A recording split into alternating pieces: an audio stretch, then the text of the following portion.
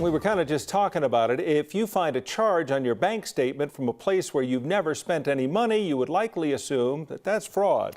But a local pizza place wants to assure the hundreds of people reaching out to them that they aren't stealing their money. The business is located in Northwest Denver and has been serving people for years. 9 News reporter Katie Eastman talked with the owner, who wants people to have a little understanding. Parisi Pizzeria is a busy spot on Tennyson Street in Denver. It's mostly locals who love it. But recently, some folks from out of town have left less than positive reviews. Yeah, it's kind of kooky. Owner Christine Parisi is overwhelmed. That's the word I keep using to cover up the cuss words that I actually want to say. Hundreds of people have called, messaged, or left reviews saying they have a charge on their bank statement that says Parisi Pizza, but they never ate there. Christine says they aren't getting any of the money, but these people think they are. So a lot of callers I'm not getting a lot of feedback from, just because they're just bound and determined that we're running a fraud scheme here. But through the anger, Christine started to piece together a story. The people reaching out had taken an Uber ride or ordered food from Uber Eats, and those charges matched the charge they saw from Parisi. In an emailed statement from Uber, they said this issue is likely occurring because of financial institutions mislabeling charges, which is not in Uber's control. Christine has struggled to contact anyone who can help. This is about the breakdown in communication and the way that we are able as consumers to reach out to companies. Christine also learned the people reaching out had NetSpend debit cards. The marketing company that represents NetSpend said in an email, "We're looking into this with NetSpend to get an understanding of how this occurred." But as they look, Christine is still doing damage control while trying to get pizza to her actual customers. Katie Eastman, 9 News.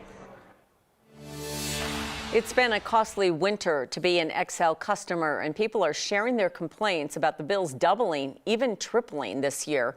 The Colorado Public Utilities Commission, or PUC, attributes it to natural gas prices being 40% higher than last year, as well as the winter's coldest temperatures. Still, customers are struggling to pay the extra cost each month. 9 News reporter Courtney Yoon spoke with a Latino advocacy group working to empower families who are suffering. Yeah, Kim, that's right. The Libre Initiative is encouraging residents to speak up about how high energy bills are affecting their families. Strategic Director of the nonprofit and nonpartisan organization, Angel Marilos, says increasing rates are not sustainable for Coloradans. He says their organization has heard from families whose energy bill used to be $150 a month and is now more than $300. The Libre Initiative says the unelected government officials who make up the Colorado Public Utilities Commission, or PUC, are largely responsible for higher energy costs because they approve or decline rate changes. Marilos says the PUC recently announced a temporary 15% reduction on natural gas bills, but it's not enough. Electricity is up 25% and heating is up 75%. We're expecting the AC to be even more expensive this coming summer. So, it doesn't really do much. We're still above what we were last year. The Libre Initiative is encouraging residents concerned about their energy bills to film a testimonial on their phones of how the rate increases have impacted their families. If you'd like to do that, we'll have some information on 9news.com of where you can send that in. And we also reached out to Excel and the PUC and have not yet heard back from either organization. Yeah, a lot of people are feeling this pain. All right. Thank you, Courtney. Some Denver residents and Denver Water itself have had quite the mess to deal with today. It was a pipe break that caused a ton of water to spill out on the roadway near 9th and Eudora. That's right near Rose Medical Center. Still no word as to what may have caused the break, but as you can see here, a lot of that water flowed into the underground parking garages of the Park Mayfair condos. Denver Water says they're seeing a higher number of calls about pipe bursts, likely due to the cold snap a few days ago. We've had 2 big cold spells this winter already. We had one around Christmas and we had the one just a few days ago. Both those did result in a larger number of main breaks. And that's just the change in temperature can cause those pipes to break. Still no word yet if any of those cars took heavy damage in that parking garage we showed you. Generally, though, in a situation like this, Denver Water could cover up to $1,000 of the damage that insurance doesn't. A 15-year-old girl who was hit last night while walking across an Aurora intersection has died from her injuries. Aurora police say the girl and another teen, a boy, were at Colfax and Moline, that intersection, when they were hit about 8:30.